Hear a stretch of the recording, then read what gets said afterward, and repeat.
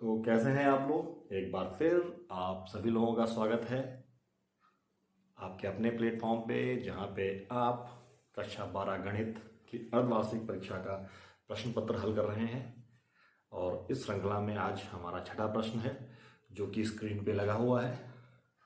इससे पहले मैं 5 प्रश्न कर चुका हूं और आशा करता हूं आपको ये मुहिम, आपको ये श्रृंखला जो मैंने YouTube के माध्यम से बनाई है वो आपको पसंद आ रही है और आप इससे लाभ उठा पा रहे हैं। और अगर आप इससे लाभ उठा पा रहे हैं तो वीडियो शेयर करें, सब्सक्राइब करें, ताकि आपको भविष्य में आगे और भी अच्छी चीज़ें मिलें। ठीक है, तो देखते हैं। छठा सवाल आपकी स्क्रीन पर है। छठा सवाल आपकी स्क्रीन पर लगा हुआ है। छठा सवाल कह रहा है आपके पास एक फंक्शन है। छठा सवाल आपके स्क्रीन पे मैंने लगा दिया है। एक फंक्शन है, क्या है, एक फंक्शन आपको दे रखा है fx। एक फंक्शन आपको दे रखा है जो कि इस प्रकार है fx बराबर x 1 प्लस मॉड x। ये एक फंक्शन है आपका, ये फलन है। और ये फलन क्या है, ये फलन आपको इस तरीके से परिभाषित किया गया है। ये फलन आपका real number to real number फलन है। Real number to real number है और क्या है, x belong to r, x belongs to r such that -1 x का मान इसके बीच में ही रहेगा। ठीक है, x का मान r से यहां पे है। आपका डोमेन ये हो गया, कोडोमेन ये हो गया, ये फलन है। तो आपको क्या दिखाना है, ये फंक्शन आपको दिखाना है, ये फंक्शन आपको दिखाना है एकाकी और आक्षादक। एकाकी और आक्षादक आपको दिखाना है। ये फंक्शन आपको एकाकी और आक्षादक दिखाना है। तो एकाकी आक्षादक दिखाने के लिए क्या है, चलो हम लोग शुरू करते हैं। पहला पार्ट एकाकी दिखाते हैं इसको। एकाकी मतलब 1 1, अंग्रेजी में 1 1 और हिंदी में एकाकी। एकाकी दिखाएंगे इसको। तो कैसे दिखाएंगे, देखो हमने माना कोई दो x1 और x2, x1 और x2, x1 और x2 हमारे पास रियल नंबर में है। सच दैट जो fx1 है वो fx2 के बराबर है। ऐसा हमने कुछ मान लिया। और कब माना हमने, ये तब माना जब हमारा x जो है, हमारा x क्या है, ग्रेटर देन 0 है। क्या है, x क्या केस ले रहे हैं, जो x है वो हमारा ग्रेटर देन 0 है। बराबर भी हो सकता है। तब पहला केस क्या ले रहे हैं कि x हमारा ग्रेटर देन 0 है।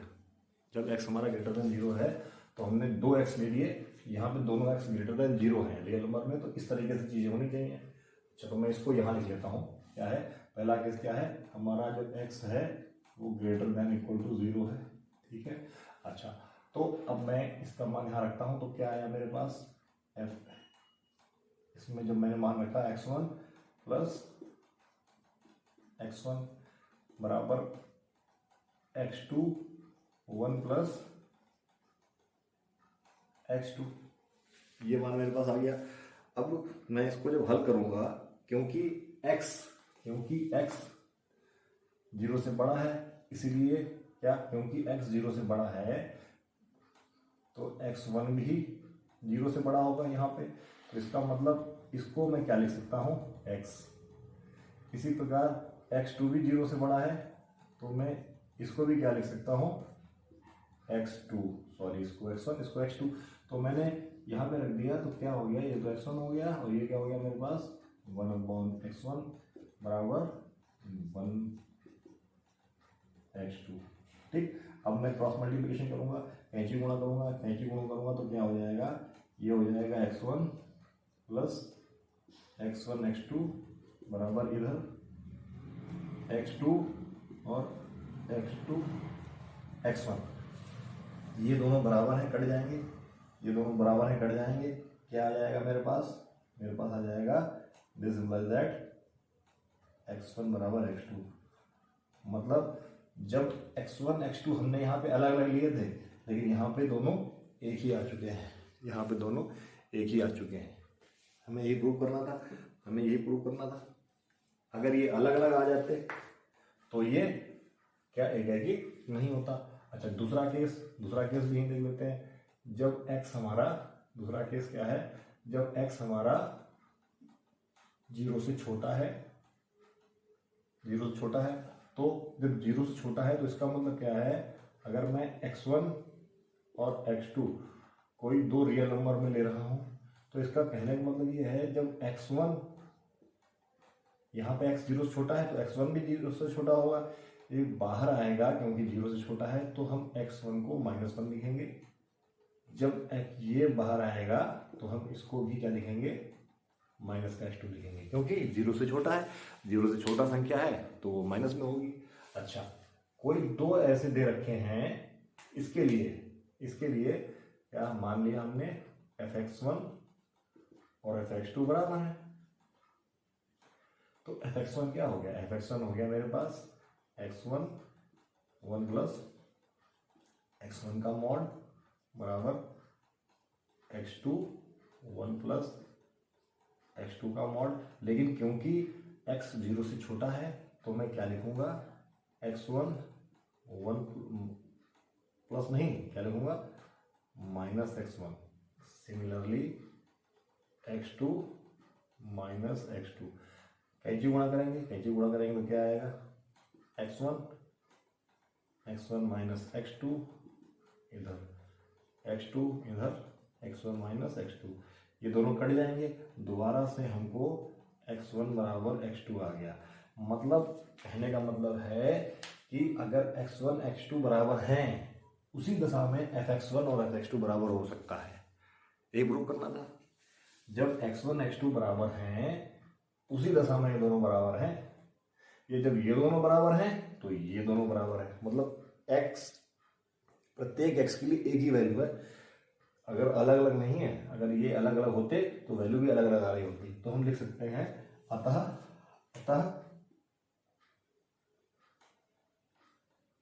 जो हमारा f(x) गिवन है क्या एकाकी है।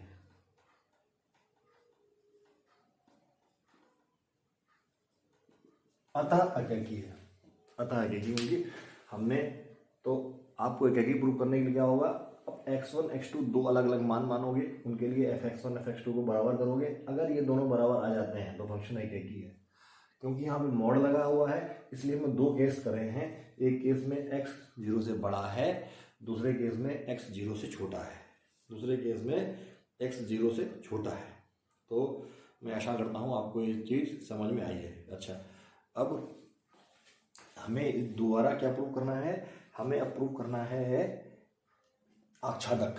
अब हमें दूसरा ये एकाकी हो गया, आच्छादक।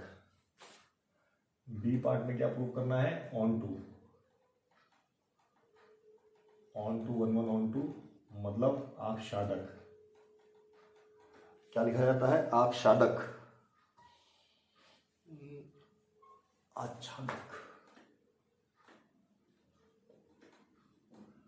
आच्छादक प्रूव करना है। तो आच्छादक कैसे प्रूव करेंगे, हमको फंक्शन दे रखा है f(x), मतलब जब x क्या, हमको फंक्शन दे रखा है f(x) बराबर x + 1, दोबारा मॉड वाली बात आ जाएगी। और ये फंक्शन किसके बराबर है, ये फंक्शन f(x) किसके बराबर होता है, y के बराबर होता है। अच्छा, तो कहने का मतलब है, अगर मैं x को 0 से बड़ा लेता हूँ, तो क्या मिला मुझे, क्योंकि मैं उस टाइम, उस दशा में मॉड x को x लिख पाऊंगा, तो मैं कह सकता हूँ y क्या हो जाएगा, मैं कह सकता हूँ यहाँ पे y को मैं इस प्रकार लिख पाऊंगा, ठीक है। तो जब हम आच्छादक प्रूव करते हैं तो हम ये प्रूव करना चाह रहे हैं कि कोडोमेन के प्रत्येक एलिमेंट के लिए हमारे पास x है, तो हमने माना ऑन टू फंक्शन हमारे पास ये था, ये y के बराबर था। तो अगर ये x 0 से बड़ा है या बराबर है तो मॉड x को x लिख पाएंगे, हमने लिख दिया। अब मैं x को y के टर्म में निकालूंगा, एक्स को वाई के टर्म में निकालूंगा तो क्या मतलब किया मैंने क्या किया, यहाँ से मैंने कैंची गुणा किया तो मेरे पास क्या आ गया, वाई एक्स बराबर एक्स। ठीक है, अब ये वाई एक्स वहाँ गया तो क्या आ गया मेरे पास, वाई एक्स। अब मैंने यहाँ से x कॉमन ले लिया तो क्या आ गया मेरे पास, 1 माइनस वाई।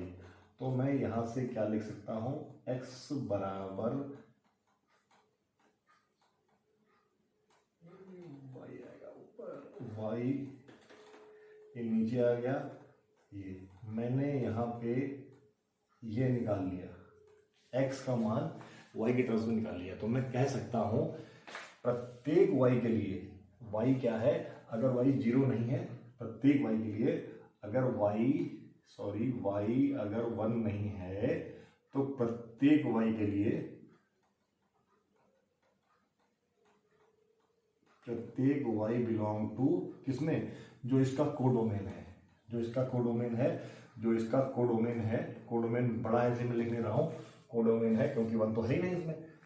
ठीक है, प्रत्येक कोडोमेन के लिए हमारे पास x है, x बिलोंग टू डोमेन मतलब प्रांत, प्रांत मतलब r। ठीक है, तो मैं प्रांत लिख देता हूं यहाँ पे, सह प्रांत तो प्रांत, यहाँ पे प्रांत लिख देता हूं, और कोडोमेन मतलब सह प्रांत। ठीक, अच्छा अब अगर x 0 से कम होता तो मैं यहाँ पे दोबारा से इसको -x लिख पाता, तो मेरे पास y क्या होता, अगर मैंने ये लिखा होता तो ये तो x होता, ये हो जाता मेरे पास 1 - x, क्योंकि अब मैंने यहाँ पे माइनस लिख पाया हूँ मैं। अब मैं इसका कैंची गुणा करूँगा, अगर मैं इसका कैंची गुणा करूँगा तो मेरे पास क्या आएगा, y माइनस वाई एक्स बराबर x, और ये वहाँ जाके मल्टीप्लाई हो जाएगा, वहाँ जाके ऐड हो जाएगा वाई एक्स। अब मैंने x यहाँ से कॉमन ले लिया तो 1/y, तो यहाँ से हमारे पास x का मान क्या आ गया, y बराबर, इस केस में भी प्रत्येक y बिलोंग टू कहाँ पे, सह प्रांत में, कोडोमेन, इस बार मैं सह प्रांत लिख देता हूँ, कोडोमेन, सह प्रांत कोडोमेन में क्या है, मेरे पास x है r में। दोनों केस में मैंने देख लिया कि प्रत्येक y के लिए मेरे पास है। तो जब मेरे पास प्रत्येक y कोडोमेन में है, उसके लिए x मेरा प्रांत में है, अतः फंक्शन आच्छादक है, मतलब अतः क्या लिख देंगे, बस खत्म हो गया, अतः f(x) आच्छादक फंक्शन है।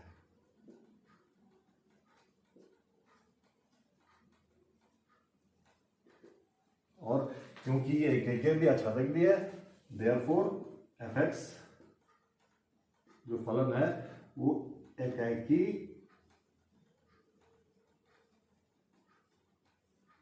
और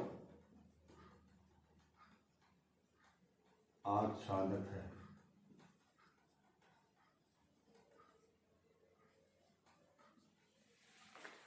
तो यहां पे हमारा सवाल खत्म होता है। एक बार दोबारा ओवरव्यू देख लेते हैं।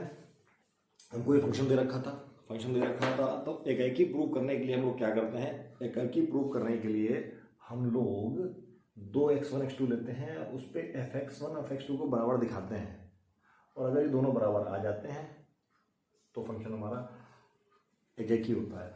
तो क्योंकि मॉड लिया हुआ है इसलिए हमने x को एक बार 0 से बड़ा रखा है, एक बार 0 से कम रखा है। तो जो 0 से बड़ा रखा है पॉजिटिव संख्या है, 0 से छोटा है तो नेगेटिव संख्या है। फिर हमने भाई अपने जो प्रोसेस है उसको x1 x2 बराबर करके देखा तो ये दोनों बराबर आए, जब छोटा था तब भी यही हुआ, तो इसका मतलब फंक्शन एकाकी हो गया। आच्छादक के लिए हम जो फंक्शन हमारा y होता है उसको x के टर्म में निकालते हैं और देखते हैं प्रत्येक y के लिए। देखो यहाँ पे इस केस में जो y है हमारा, इस केस में है हमारा y जो है, इस केस में क्या है, y हमारा -1 नहीं है और यहाँ पे 1 नहीं है, तो यही तो दिखा रहा है इसमें। देखो इस केस में हमारा अगर -1 होगा तो चीजें 0 हो जाएंगी। ठीक है, अच्छा तो इस प्रकार ये हमारा सवाल समाप्त हुआ। आगे बढ़ते हैं। आगे अगला सवाल क्या है हमारा? अगला सवाल है जो कि आव्यूह से है। आव्यूह से है, क्या है आप देखते हैं क्या है। आप सवाल स्क्रीन पे देख सकते हैं। सवाल आप स्क्रीन पे देख सकते हैं कि आपके पास सममित मैट्रिक्स है, कुछ सममित मैट्रिक्स का सवाल है और मैं आशा करता हूँ आपने ये सवाल सही तरीके से लगाया होगा। आपने ये सवाल सही तरीके से लगाया होगा। तो क्या सवाल है हमारे पास? सवाल ये है कि कोई सममित मैट्रिक्स है। एक बार सवाल पढ़ लेते हैं। सवाल पढ़ लेते हैं। सिद्ध कीजिए कि आव्यूह बी डैश ए बी, कोई आव्यूह है हमारे पास बी डैश ए बी, ये आव्यूह है। ये कौन सी मैट्रिक्स है? ये सममित है। ये सममित है।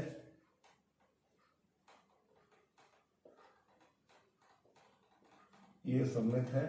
अच्छा, और विषम सममित है, ये भी लिखा है विषम सममित।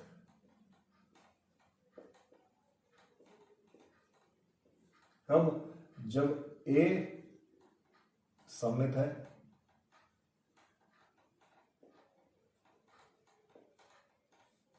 और जब ए विषम सममित है, ये सवाल है आपके पास।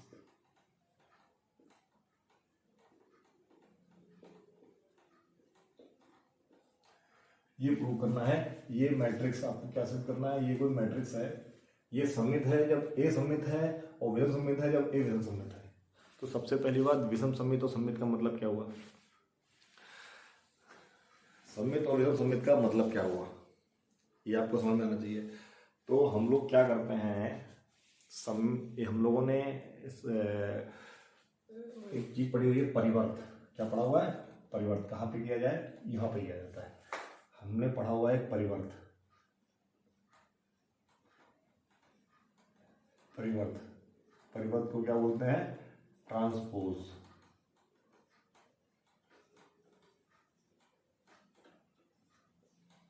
और अगर ए मैट्रिक्स है तो उसका ट्रांसपोज ए डैश से दिखाते हैं।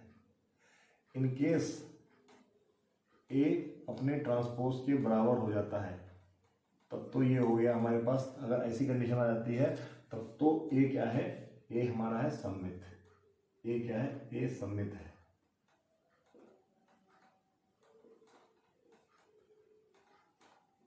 लेकिन अगर ए किसके बराबर आता है? ए अपने ही ट्रांसपोज के बराबर आता है तो क्या है? ए क्या है? विषम सममित है। विषम सममित।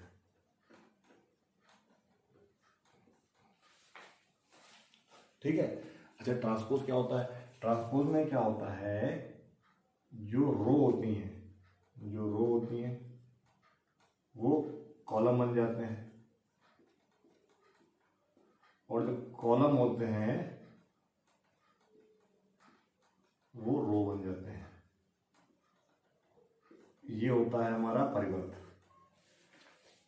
पिछले वीडियो में मैंने बता भी रखा है, रो को कॉलम बनाना है, कॉलम को रो बनाना है। अच्छा, तो अब देखते हैं। हमें ये सिद्ध करना है कि ये वाली मैट्रिक्स सममित है जब ए सममित है। तो माना ए सममित है, पहला केस ले लेते हैं। पहला केस ले लेते हैं क्या? पहला केस मानते हैं जो ए क्या है? ए सममित है। ए सममित है हमारे पास। ए सममित है, इसका मतलब ए अपने ही ट्रांसपोज के बराबर होगा। ये अपने ही ट्रांसपोज के बराबर होगा। तो देखते हैं, आओ। अब इसको सममित प्रूव करने के लिए, इसको सममित प्रूव करने के लिए हमें क्या दिखाना पड़ेगा? हमें दिखाना पड़ेगा जो इसका ट्रांसपोज ले रहे हैं हम लोग, इसका ट्रांसपोज इसी के बराबर हो जाए, इसी के बराबर हो जाए। तो इसका जब हमने परिवर्त दिया तो ये इस केस में क्या होता है, अगर कोई दो मैट्रिक्स हैं, कोई दो मैट्रिक्स एक्स वाई मैट्रिक्स हैं, एक्स वाई दो मैट्रिक्स हैं, उसका जब हम परिवर्त लेते हैं तो क्या होता है, ये कैसे निकल के सामने आता है? ये इस तरीके से। ठीक है, तो जब हमने इसका परिवर्त लिया तो क्या कंडीशन बनी हमारे पास भाई, क्या हो जाएगा, इसको अलग लेते हैं, इसको अलग लेते हैं, तो हमारे पास हो जाएगा ए बी और तो बी का परिवर्त, तो बी के परिवर्त का परिवर्त बी ही होता है।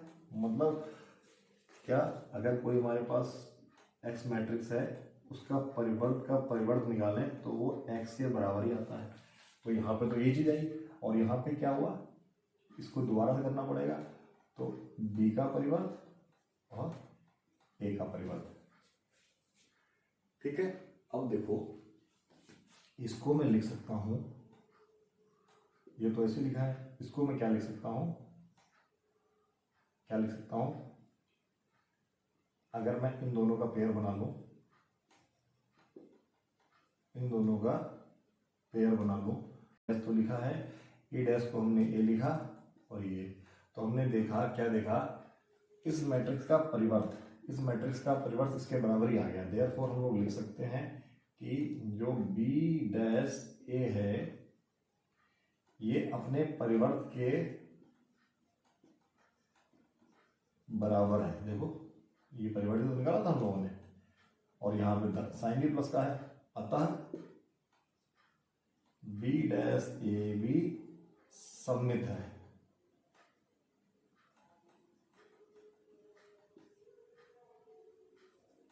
ठीक है, अच्छा तो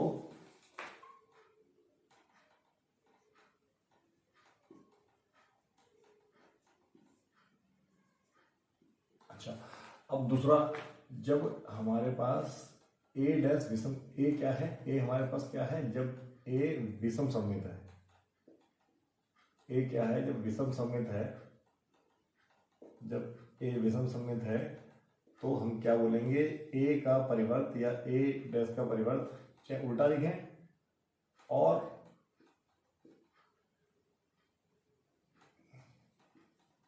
दोनों एक ही चीज है, दोनों एक ही चीज वही है भाई, जब माइनस कर दिया आप लोगों ने। अच्छा अब देखते हैं, अगर जब ये कंडीशन आ रही है तो देखते हैं इसका परिवर्त अब किसके बराबर आता है। इसका हमने परिवर्त लिया, ठीक है, इसका परिवर्त लिया, तो जब परिवर्त लिया तो क्या भाई यही कंडीशन तो बनेगी,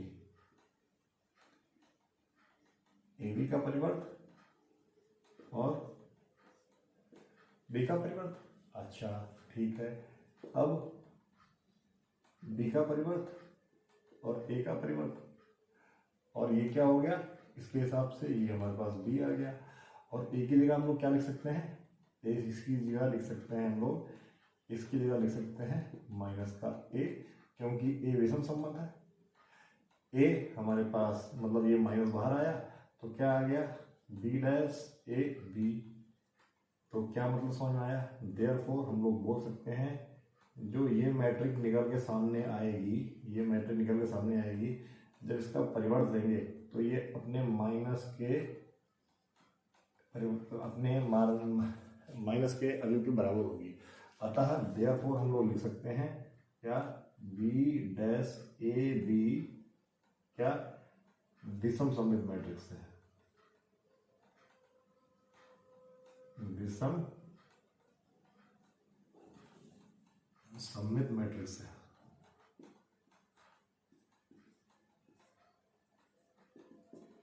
तो आपने देखा क्या, आपको गिवन क्या था, बहुत आसान सवाल है, बहुत आसान सवाल है। आपको गिवन था ए सममित है और ए विषम सममित है। जब ए सममित है तो प्रूव करना था ये भी सममित है, और जब ये विषम सममित है तो ये प्रूव करना था ये विषम सममित है। तो बस ए सममित है तो ये है, ए विषम सममित है तो ये है।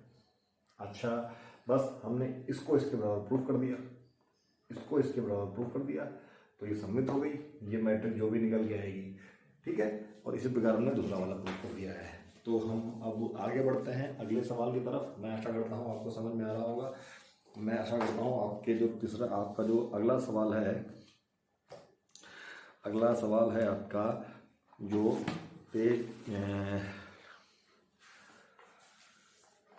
एक दर्शाइए बिंदु, कोई बिंदु है, आप स्क्रीन पर देख सकते हैं, आप स्क्रीन पर देख सकते हैं, आप स्क्रीन पे इस सवाल को देख सकते हैं। आपको कुछ दर्शाना है, ठीक है, आपको दर्शाना है। जो बिंदु हमारे पास हैं, बिंदु हैं, वो बिंदु क्या है, संरेख बिंदु हैं। जो बिंदु हैं दर्शाइए। ये बिंदु कौन सा बिंदु, एक बिंदु हमारे पास है B प्लस सी। अच्छा, दूसरा बिंदु है हमारे पास B C प्लस ए,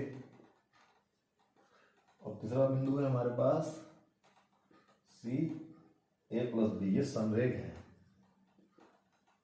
ये संरेख है। तो संरेख के लिए क्या है, अगर बिंदु संरेख हैं तो इनसे, ये अगर बिंदु हमारे पास क्या है, ये बिंदु हमारे पास मान के चलो ए पी लेते हैं, पी क्यू आर।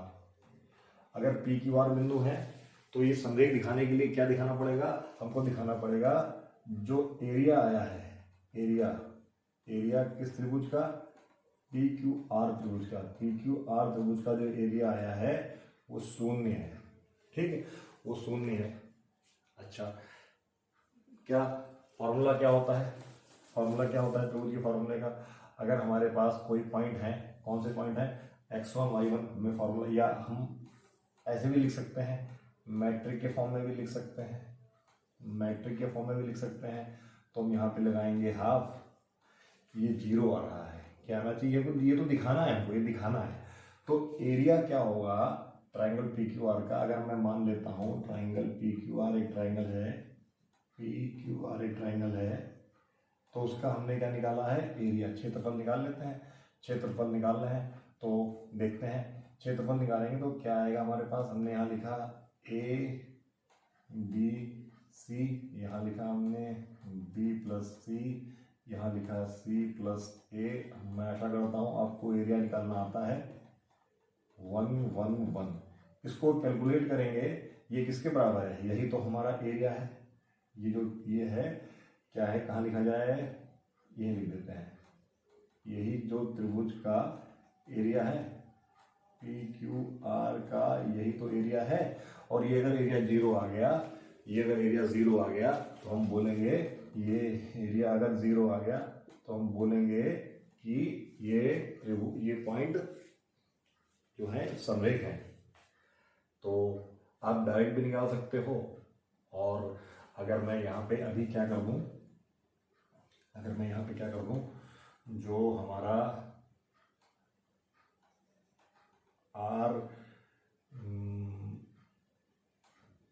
R2 है उसमें से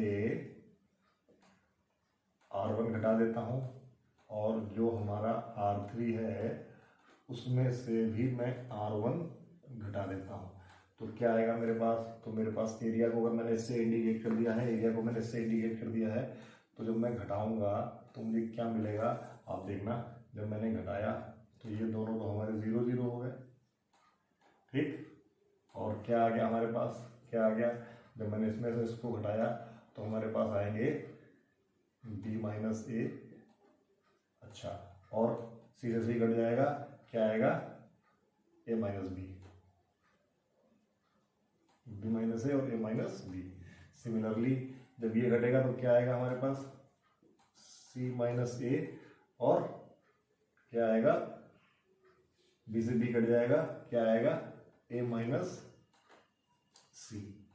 और ये तो हमारा a का a बचा, ये हमारा b प्लस सी बचा, और ये 1 बचा। तो मैं अगर अब 1 के इस रो के हिसाब से अगर इसको खोलता हूँ, इस रो के हिसाब से मैं अगर खोलता हूँ तो देखो इसका जो भी रहेगा तो 0 हो जाएगा, जो भी कटेगा इसका भी जो भी रहेगा ब्रैकेट में वो भी 0 हो जाएगा। तो इसके अलावा निकालने की जरूरत तो है नहीं, केवल इसके अलावा निकालने की जरूरत है। तो इसके अलावा क्या बचेगा हमारे पास, इसके अलावा बचा हमारे पास b माइनस ए, सी माइनस ए माइनस बी। मैं आशा करता हूँ ये आपको पता है, ठीक है। तो अब जब मैंने मल्टीप्लाई किया तो क्या बचा, b माइनस ए माइनस सी माइनस का a माइनस बी और c माइनस ए। चलो मल्टीप्लाई करते हैं तो क्या बचा मेरे पास, ए बी बी सी और A B B C minus का ए स्क्वायर प्लस का ए सी। अच्छा यहाँ देखते हैं माइनस के साथ ए सी ए स्क्वायर माइनस का बी सी और प्लस का ए बी। और जब ये ब्रैकेट खुलेगा, जब ये ब्रैकेट खुलेगा, जब ब्रैकेट खुलेगा तो मुझे क्या मिलेगा, आप खुद देख लो। जब ब्रैकेट खुलेगा तो देखो ए स्क्वायर से ए स्क्वायर कट गया, ए सी से ए सी कट गया, बी सी से बी सी कट गया और ए बी से ए बी कट गया। क्या आंसर आ गया, 0। ठीक है, तो क्योंकि त्रिभुज का जो क्षेत्रफल है वो 0 आया है, त्रिभुज का क्षेत्रफल 0 आया है, त्रिभुज का क्षेत्रफल 0 आया है, अतः हम कह सकते हैं, अतः हम कह सकते हैं जो ये बिंदु है हमारे पास, जो बिंदु हैं कौन से, ये बिंदु जो है हमारे पास ए कॉमा बी प्लस सी, बी कॉमा, ये जो बिंदु निकल के आए हैं और ये बिंदु जो है सी कॉमा ए प्लस बी, क्या है, ये संरेख बिंदु है। क्या है, संरेख बिंदु है, संरेख बिंदु है।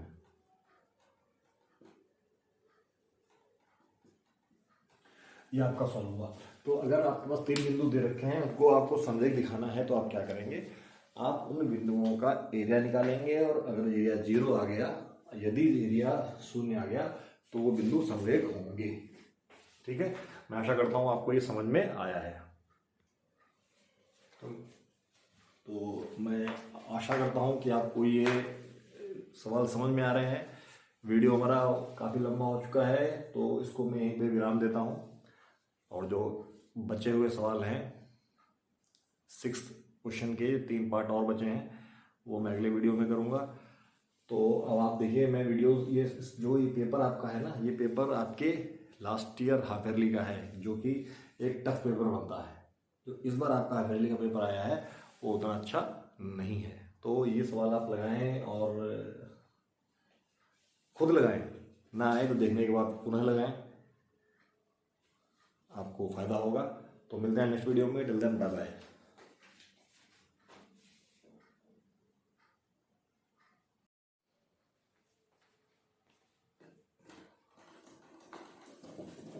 चौथा सवाल आपकी स्क्रीन पे,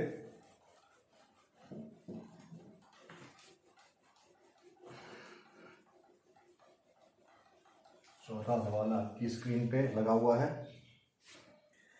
क्या ये आपको अवकलन गुणांक निकालना है? क्या सवाल है आपका? आपका सवाल है साइन एक्स के ऊपर पावर कॉस एक्स और कॉस एक्स के ऊपर पावर साइन एक्स, ये सवाल है अगला सवाल। और इसको आपको क्या करना है, डिफरेंशिएट करना है। इसको आपको डिफरेंशिएट करना है, ये फंक्शन दे रखा है, इसको आपको डिफरेंशिएट करना है। काफ़ी आसान सवाल है, थोड़ा लेंथी सवाल है लेकिन काफ़ी आसान सवाल है।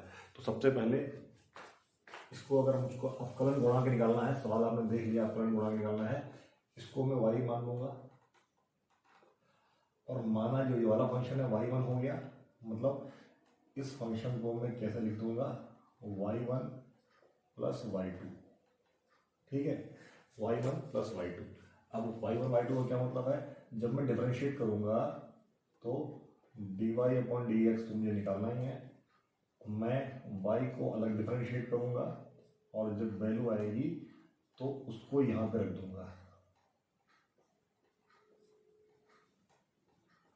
मतलब जब मुझे dy अपॉन dx निकालना है तो मैं y1 को dx के सापेक्ष अलग डिफरेंशिएट करूंगा, यहाँ पे रख दूंगा, और y2 को अलग करके दिखाऊंगा और यहाँ पे रख दूंगा, दोनों को जोड़ दूंगा, आंसर मेरे पास आ जाएगा।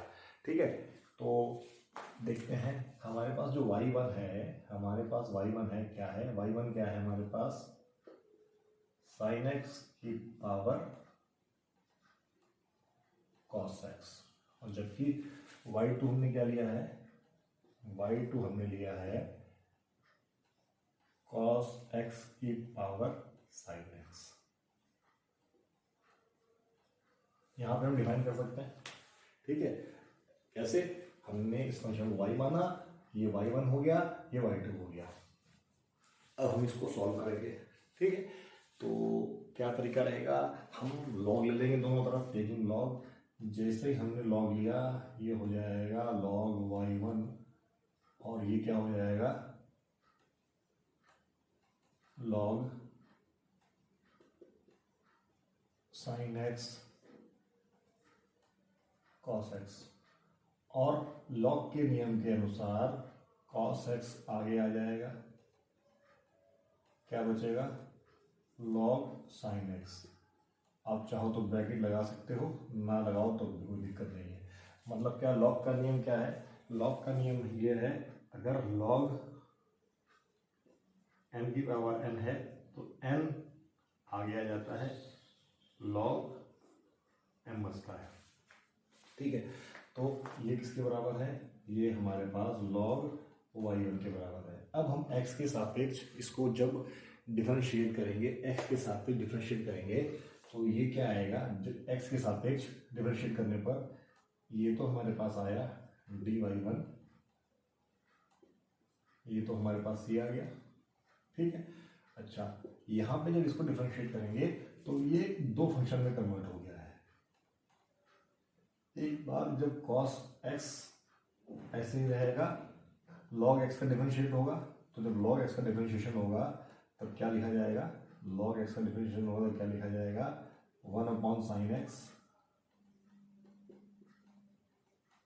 Into cos x।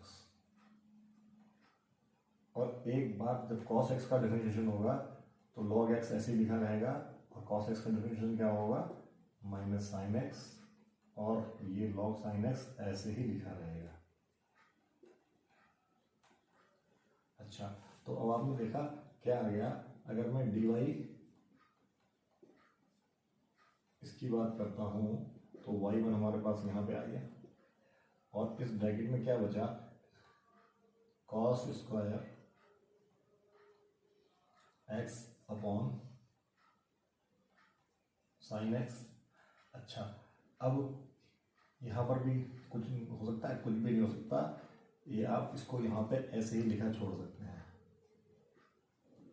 Sign x log sine x।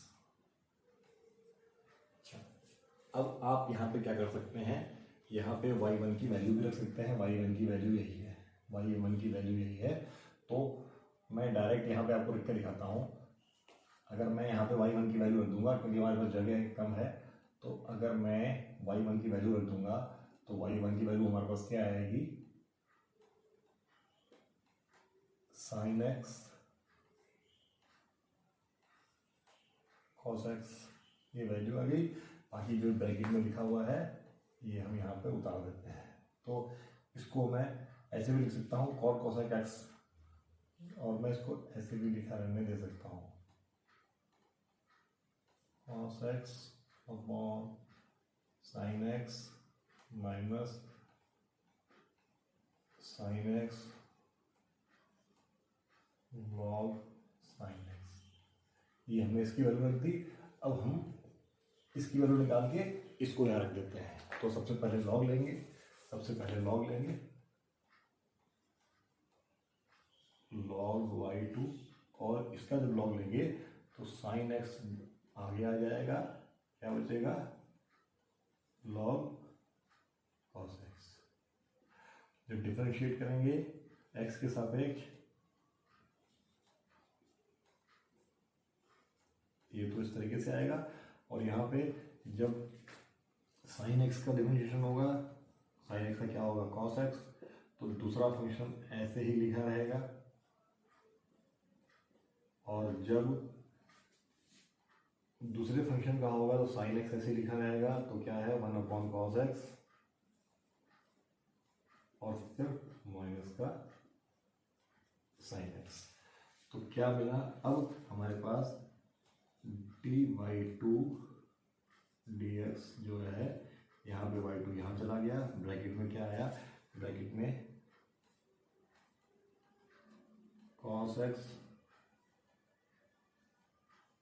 log cos x। अच्छा, और अब माइनस यहाँ पे sine square x upon cos x।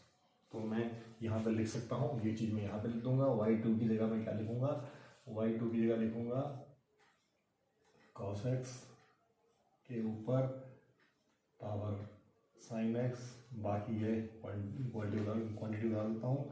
तो क्या आएगा मेरे पास, cos x log cos x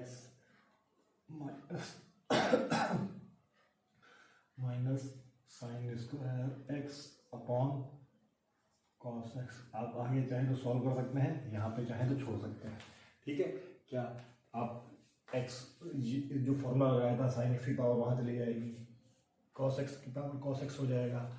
भाई कुछ कॉमन ले सकते हैं तो कॉमन भी ले सकते हैं, लेकिन क्योंकि इसका मल्टीप्लायर अलग अलग है तो चीज़ें उतनी आसान नहीं रहेगी जितनी आसान नज़र आ रही हैं, ठीक है। तो आप इसको यहाँ पर भी छोड़ सकते हैं। मैं आशा करता हूँ आपको ये चीज़, मैं आशा करता हूँ सवाल आपको समझ में आया है, ठीक है। अच्छा, तो